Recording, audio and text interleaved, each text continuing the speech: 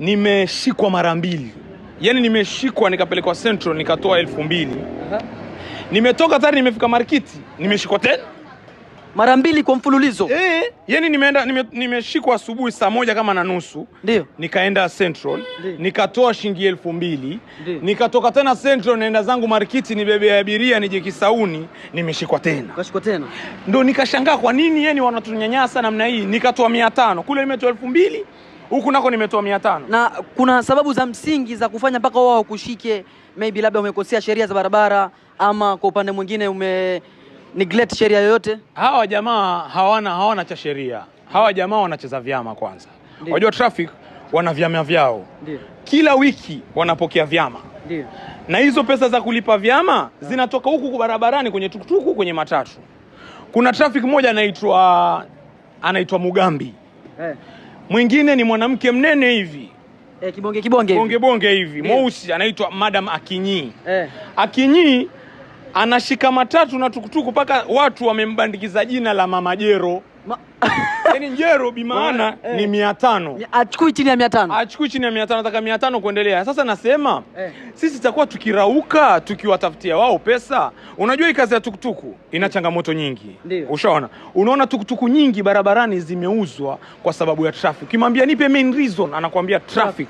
Main reason traffic. Kwa hiyo traffic ni kina nani? Mbona huko kwingine makwao huko Mumias, Manyanza, mbona huko watu hawasumbuliwi kama Mombasa? Kwa hiyo Mombasa mimi nitawaambia kitu kimoja. Watu wa Mombasa tuamkeni. Yaani hao jamaa wanatutawala. Unaona hapa Kisauni? Ndio. Hapa Kisauni asubuhi saa 11 ama saa 10 sharp wameshaamka wako Kisauni hapo. Wako kama 20. Wanakaa wanadondoa matatu 100. Matatu baada matatu. Matatu kwa matatu 100. Bwana mnasikia huko? Hizo 100 zaenda wapi? Mwataka kujenga hospitali, haya matrafiki kama mwataka kujenga nini? What are you checking about? Na kwa mwingine ukiangalia mishahara yao ni mishahara inacheza hapo 2025. Na ukiangalia wengine wana magari makubwa, ukiangalia wengine wana majumba makubwa. Unazungumziaje kubwa percentage kubwa ya matrafiki wengi wana magari. Mugambi ana gari 2. Mugambi. Wewe unafahamika sana Mombasani. Huyo kwanza ana miaka 20 na ndani ya Mombasa. Kwa Mombasa hapibu transfer, hatolewa akasema basi mpelekeni Lamu, mpelekeni wapi kwa sababu huko hakuna pesa. Sasa yeye Mombasa ndio anataka kujenga nako huku Mombasa. Tumeshachoka sisi watu wa Mombasa jamaa. Na wa Kenya kwa jumla. Iwafikie wote wa traffic wa Kenya sasa. Bwana nadhani ujumbe umefika. Madereva wa tuktuk, watu wanaotaraza barabarani wanalalamika sana juu ya matrafiki wa Mombasa. Video hii iwafikie wakuu wa Mombasa kina Abdulswamad Sharif Nasir na watu wote wa county. Kindiki. Traffic wa Mombasa. Hii wafikie traffic wote ambao wako kwenye jiji la Mombasa. Umezidi na sisi tumechoka, hususan traffic wa Central. Hivi mnapofanya hata kwa Mungu sio sawa. Traffic mnaingilia kazi ambayo sio yenu. Sasa hivi mnaangalia tamaa, mnashika tuktuk kwa sababu ya pesa. Mnashika tuktuk kwa ujinga ambao kazi sio yenu. Wewe unakuja unaingilia kazi ya NTSA. Unakuja unasema kanyaga brake. Vuta handbrake. Mumezidi bwana. Traffic unakuja Mombasa wewe utoki unaganda kama kupe. Unakuja unatoka huko kama ni Isiolo kama ni Busia. Unakuja Mombasa, unakuja umekonda kama gogo la spaki. Ukija baada ya miezi 3 umepura kitambi kama unataka kuzaa.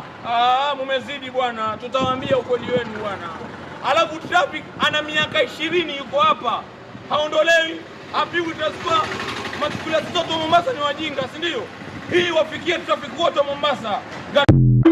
Yes, brothers and sisters, asanteni sana kwa kuniaminia na kunisupport.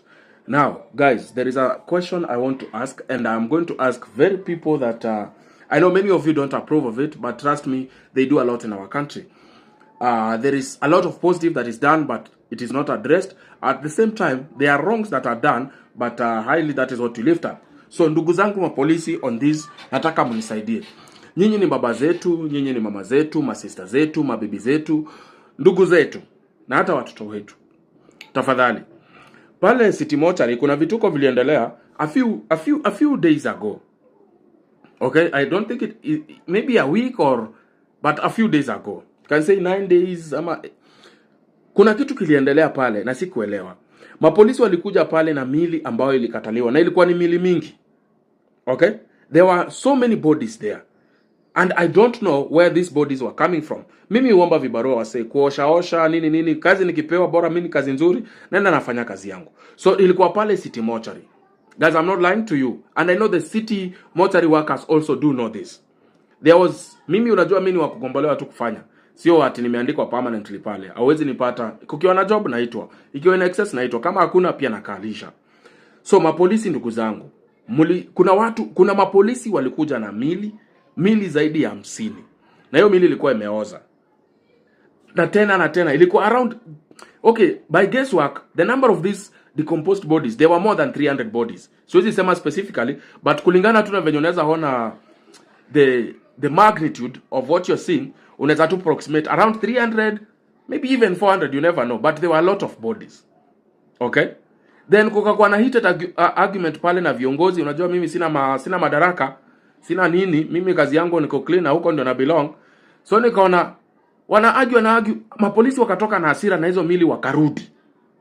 So I didn't know what is happening, but I knew that bodies have been rejected. Alafu kukakuwa na tufununu huko, nasikia tu wakazi wanaongea huku na huko, wameogopa sijui nini na happen. But mimi nikasema sijui wacha nifunge mdomo. But nikasema since niko na platform, I would ask our brothers and sisters in uniform, maybe they will help us.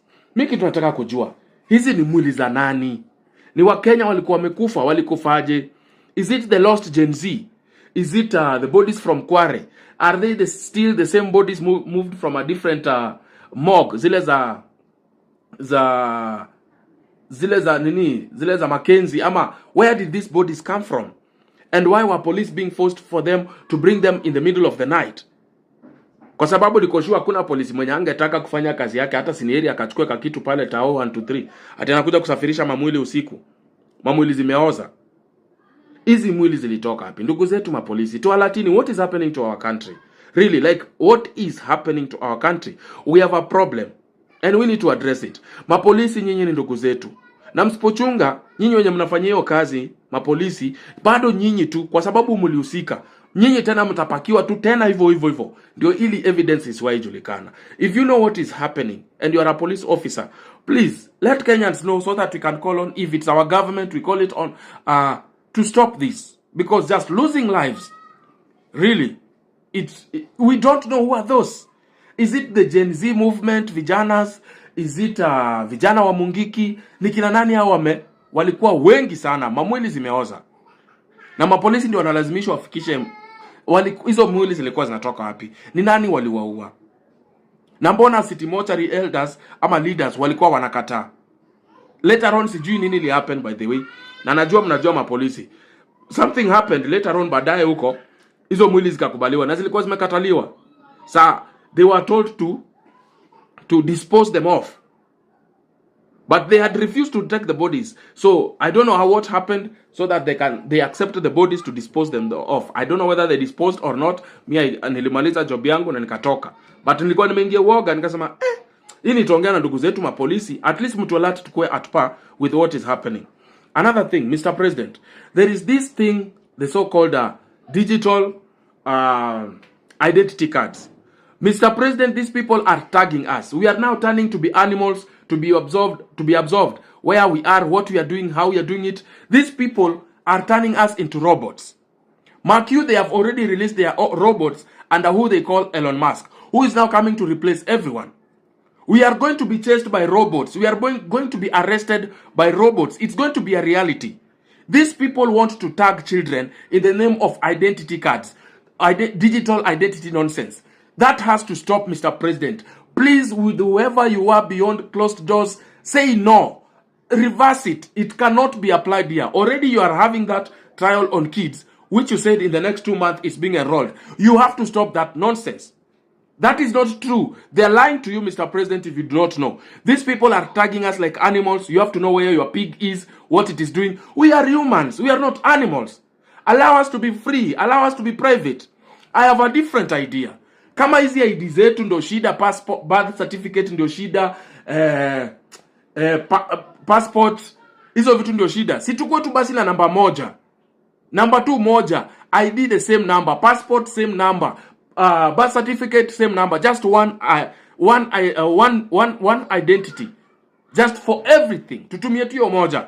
kuliko kuwaste mapepa za certificate, kuwaste mapepa za ID cards, kuwaste mapepa za sijui passport nonsense. Okay, tukwe tuna one number so that all these documents they just have one specific number, not those digital things unasema. Just in case you have forgotten, allow me to play this audio, and it is scary. It is very scary. We can't be tagged. We are not animals. Please, Mr. President, kindly, I'm asking of you, listen to me. I am not worth your hearing, but just for a moment, please. Maisha number, it's a 666 number. Sikiliza hapa. It even gets worse. The Bill and Melinda Gates Foundation is continuing its global push to support its so-called government-backed digital ID programs, and this time setting its sight on Kenya, where it will advise the government on that country's Maisha Number digital ID initiative that is currently under development. So, according to a Kenyan news agency, Gates' role is assisting the Kenyan government in its development, and the rollout of Maisha Number was announced after a recent series of closed-door meetings with Kenyan President William Ruto. According to Biometric Update, Maisha Number is supposedly expected to address different challenges, such as identifying and authenticating citizens, safeguarding primary registration documents such as birth certificates and national identity cards, and improving the management of the social programs and government operations. The project has been met with skepticism in some parts of the country. Rights groups have also been expressing concern over the possibility of discrimination and the erosion of privacy. But listen, I just told you in a very nice way. Now let me just put it blatantly to you. The program targets the birth of new babies. So once you have your baby, before your baby leaves the hospital, you no longer get a paper birth certificate, but then you get a digital one that is somehow implanted somewhere on somebody's body. Think about that, but have a listen to this. The digital ID, which has been a big problem to us for a very long time, is now on a testing mode for the next 2 months.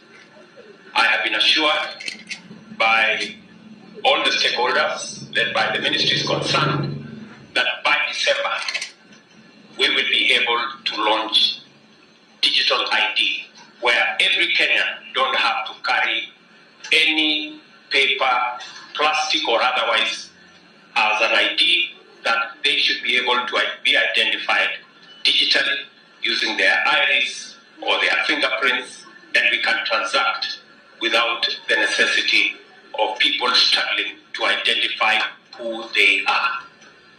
And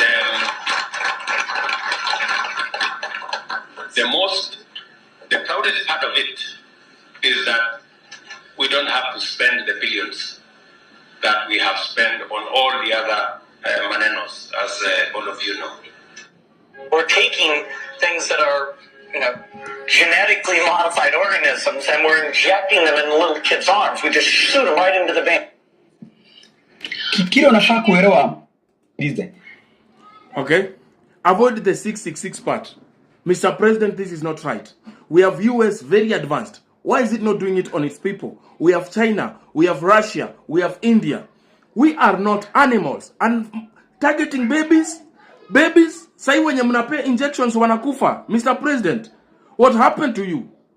Please listen to us. We don't want this. You represent us. When we say we don't want, we don't want. Don't force it on us. Who are these people? We are okay spending those billions. Please, I have a suggestion. Stop this thing before